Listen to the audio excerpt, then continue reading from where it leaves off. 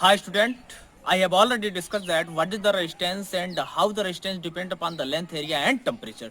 Today our topic is what is the combination of resistances. Means today I am going to discuss the how we combine the resistance and what is the effective resistance. तो देखो एक बात किया जाए कि अभी तक तो हम लोगों ने रेजिस्टेंस से बात किया कि रेजिस्टेंस होता क्या है, ये कैसे लेंथ एरिया पे डिपेंड करता है। आज का जो हमारा टॉपिक है बहुत इंपॉर्टेंट टॉपिक है, इससे एक दो न्यूमेरिकल फिक्स होते हैं कि बोर्ड में आएंगे ही आएंगे। सर्किट डायग्राम से क्वेश्चन आते हैं, फिर हमारे रेजिस्टेंस के इक्विवेलेंट से क्वेश्चन आते हैं, फिर पोटेंशियल डिफरेंस निकालना होगा, रेजिस्टेंस का इक्विवेलेंट निकालना होगा, करंट निकालना होगा। तो आज हम लोग अभी इस लेक्चर में केवल पढ़ेंगे रेजिस्टेंस के कॉम्बिनेशन का इफेक्टिव रेजिस्टेंस कितना होता है, और उसके बाद अगले वीडियो में हम लोग उससे रिलेटेड न्यूमेरिकल सॉल्व करेंगे। तो आइए हम लोग वीडियो स्टार्ट करते हैं। सभी लोग कंसंट्रेट हो जाएं, वीडियो को ध्यान से देखें कि नेक्स्ट जो हमारा आज टॉपिक स्टार्ट होने वाला है combination of resistances. Be confidence and see the video.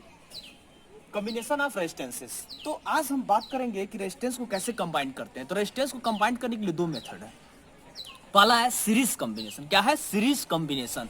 अब आप सोच रहे हो सीरीज कॉम्बिनेशन होता है क्या? सीरीज कॉम्बिनेशन का मतलब इंड टू इंड रेजिस्टेंस को ऐड कर देना। क्या कर देना? इंड टू इंड रेजिस्टेंस को ऐड करना। मतलब ये कि अगर एक ये पेन है, अगर मैं कहूँ कि इस पेन के सीरीज में दूसरे पेन को ऐड करो तो इसके इंड पे एक दूसरा पेन हमने क्या किया? ऐड कर दिया। अगर मैं कहूँ कि एक और आप पेन को ऐड करो तो इसके सीरीज में एक और मैंने ऐड कर दिया। तो ये है सीरीज कॉम्बिनेशन। मतलब इंड टू इंड आपको क्या करना होगा? रेजिस्टेंस को ऐड करना होगा। अब हम बात करते हैं कि इंड टू इंड रेजिस्टेंस को कैसे ऐड करेंगे। तो सपोज कि एक रेजिस्टेंस है हमारा यहाँ पे R1, ये सिंबल होता है रेजिस्टेंस का, याद रखना। ये कांस्टेंट रेजिस्टेंस का सिंबल होगा, मतलब इसकी रेजिस्टेंस क्या है? फिक्स है।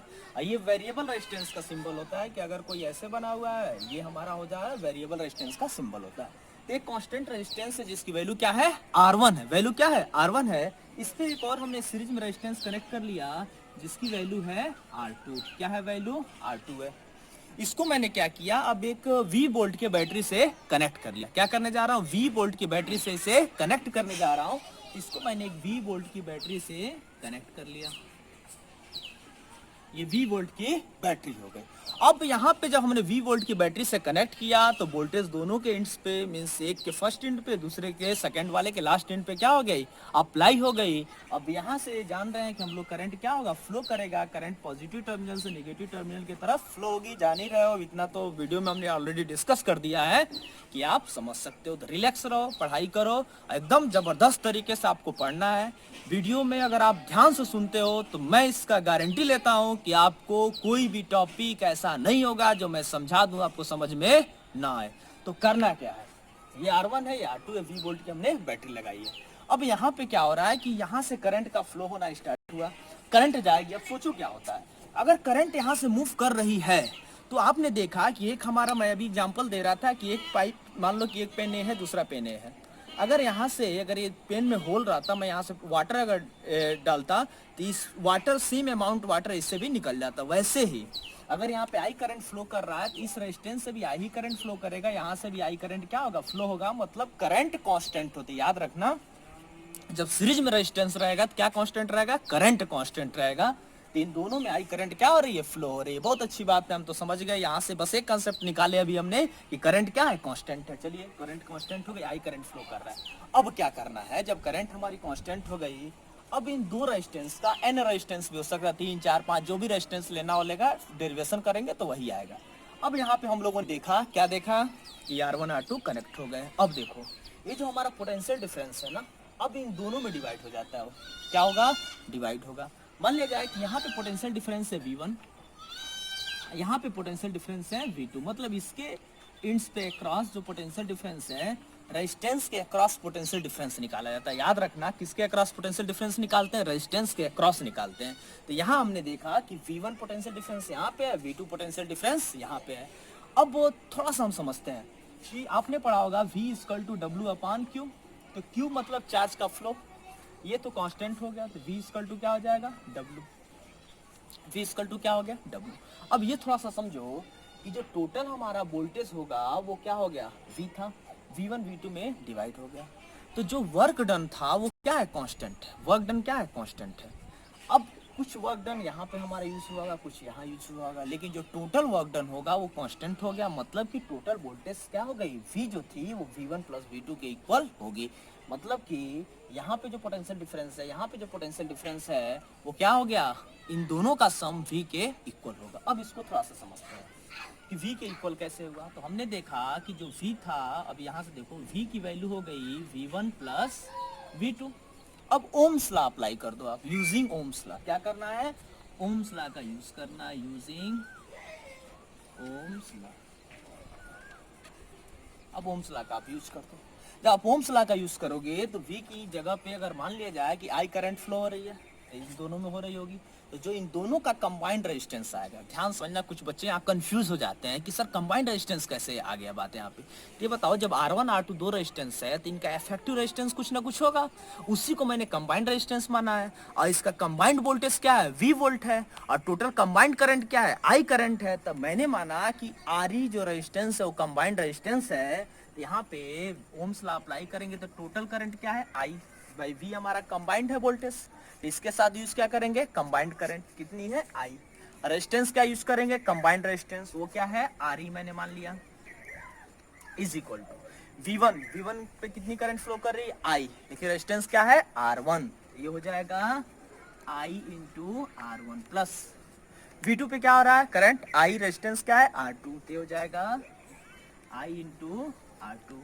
अब दोनों को हम सॉल्व कर लेते हैं। जब दोनों को सॉल्व करेंगे तो I क्या होगा, कैंसिल हो जाएगा। जो रिजल्टेंट रेजिस्टेंस होगा RE हो जाएगा R1 प्लस R2। याद रखना, अगर यहीं पे 3 रेजिस्टेंसेस हमारे रहते हैं, एक और रेजिस्टेंस में ऐड कर देता, तो जो रिजल्टेंट रेजिस्टेंस होता RE वो हो जाता R1 plus R2 plus R3।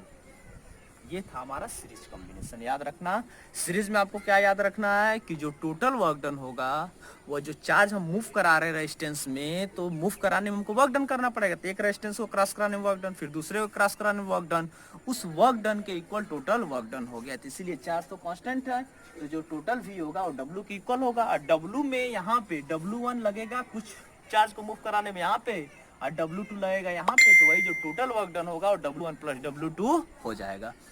तो V हमने देख लिया, रेजिस्टेंट रेजिस्टेंस निकाल लिया। अब हमको करना है पैरेलल कॉम्बिनेशन सॉल्व करना है। तो हम स्टार्ट कर रहे हैं, पैरेलल कॉम्बिनेशन होता क्या है। अब हम देखेंगे कि पैरेलल कॉम्बिनेशन के लिए अब हम लोग इसको इरेज करेंगे और पैरेलल कॉम्बिनेशन को सॉल्व करेंगे। हमारा नेक्स्ट टॉपिक अभी मैंने क्या बताया, पैरेलल कॉम्बिनेशन। पढ़ते हैं कि RALL parallel combination, parallel combination. याद रखना, भी मैंने लिखा हुआ था V equal to W upon Q, तो यहाँ कंफ्यूज नहीं होना। Q कांस्टेंट है तो मीन्स V जो होगा टोटल किस पे, W पे डिपेंड होगा। By mistake V equal to W मैंने लिख दिया था, W नहीं होगा, बट जो वर्क डन होगा वो किसके इक्वल होगा, पोटेंशियल डिफरेंस के इक्वल तब होगा जब हम देख रहे हैं Q कांस्टेंट होगा। मतलब Q कांस्टेंट होने से V किस पे डिपेंड कर रहा है, डायरेक्टली W पे डिपेंड कर रहा है। तो जितना वर्क डन होगा R1 से मूव कराने में चार्ज को R2 से मूव कराने में, वही टोटल वर्क डन के क्या होगा, इक्वल होगा। इसीलिए वहां पे हम लोग लिखते हैं V equal to V1 plus V2। Confuse नहीं होना। कुछ लोग पूछते हैं कि sir V equal to V1 plus V2 कैसे होगा, तो वहां पे जो हम चार्ज को मूव करा रहे हैं, तो सीरीज में मूव करा रहे हैं, तो V1 V2 डिवाइड होगा, मीन्स W1 W2 डिवाइड होगा, तो वहाँ W1 plus W2 V1 V2 होगा। अब पैरेलल कॉम्बिनेशन देखते हैं कि दो रेजिस्टेंस मैंने ले लिया, एक R1 और दूसरा हमने ले लिया R2। अब ये पैरेलल में हमने रेजिस्टेंस ले लिया। अब इसको मैं कनेक्ट कर दे रहा हूँ एक बैटरी से, 3 वोल्ट की बैटरी से मैंने इसको कनेक्ट कर दिया। अब करंट ऐसे जाएगा। अब ध्यान समझना, यहाँ पे यहीं पे समझने वाली बात आती है। समझते रहिए, घर बैठ रहे हो और कुछ समझो भी। होता क्या है, ऐसे नहीं वीडियो देख रहे हैं मजे ले रहे हैं कि सर लोग पढ़ा रहे हैं, समझना भी है। क्या करना है, समझना है और समझो। फिर क्लास आएगा तो हम पूछेंगे कि क्या आपने पढ़ा था, वीडियो में क्या क्या देखा था। एक एक वीडियो के लेक्चर को आप लर्न करिए। अब हम देखते हैं, V वोल्ट की बैटरी लगाया, करंट यहाँ से आई जाएगा। ध्यान समझना, आई करंट जा रहा है। जैसे 2 पाइप हमने ले लिया, ये देखो। अभी अगर इसमें मैं वाटर का यहाँ से सप्लाई करूँ, वाटर का सप्लाई करूँगा, तो देखो कुछ वाटर इस पाइप में जाएगा, कुछ वाटर इस पाइप में जाएगा। जैसे जिसकी थिकनेस होगी उसके अकॉर्डिंग वाटर इसमें जाने लगेगा। सेम वैसे ही होगा यहाँ भी। जब यहाँ पहुँच रहे हैं तो 2 पाथ हमारे पास हो जा रहे हैं करंट के। तो मान लो I1 करंट इसमें जा रही है, I2 करंट इसमें जा रही है। क्यों? क्योंकि अगर आप एक मोटा पाइप लेके वाटर निकाल रहे हैं, वहां से दो पाइप अगर आपको मिलते हैं तो वाटर क्या होगा, डिवाइड हो जाएगा, दोनों तरफ पाथ मिलेगा, तो कुछ वाटर उसमें चला जाएगा। वो तो डिपेंड करेगा किसका ढलान, किसकी पोटेंशियल क्या अलग अलग है। अब यहाँ पे देखो, यहाँ पे पोटेंशियल तो हमारा सेम हो गया, पोटेंशियल डिफरेंस दोनों एंड्स पे क्या हो गया, सेम हो गया।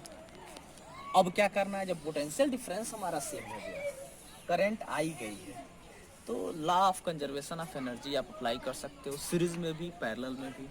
I equal to Q upon T. अब यहाँ पे हम देखेंगे जो टोटल करंट होगा I, वो किसके इक्वल होगा, I1 प्लस I2 के इक्वल।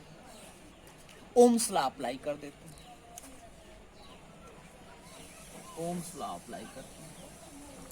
अब ये बताओ, I करंट कहाँ से निकल रहा है, V वोल्ट की बैटरी फ्लो करा रही है I करंट, ठीक है, हेल्प करती है, क्या करती है, हेल्प करती है करंट को फ्लो करने में, ठीक। इन दोनों का कंबाइंड जो हमारा रेजिस्टेंस निकालना है, हमने देखा कि R1 में करंट जा रही थी I1, R2 में करंट जा रही थी R2 में करंट जा रही थी I2। अब ये सोचो कि जो हमारा I करंट होगा I1 प्लस I2 के इक्वल हो गया। अब क्या करना है, I क्या है, टोटल करंट है, मींस रिजल्टेंट करंट कहेंगे यहाँ पे, तो यह किसके इक्वल होगा, ओम्स लॉ से, resultant voltage upon resultant resistance.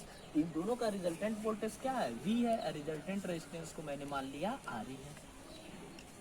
I1 में क्या है, I1 में हम देखेंगे तो रिजल्टेंट वोल्टेज, अब याद रखो यहाँ पे R1 के अक्रॉस वोल्टेज क्या है, V है, करंट कितना है, I1 है, करंट कितना है I1, रेजिस्टेंस क्या है R1। अब इसमें लिखो I1 में हम लोग देखेंगे तो V अपान क्या हो जाएगा R1, I2 के लिए क्या हो जाएगा V अपान R2।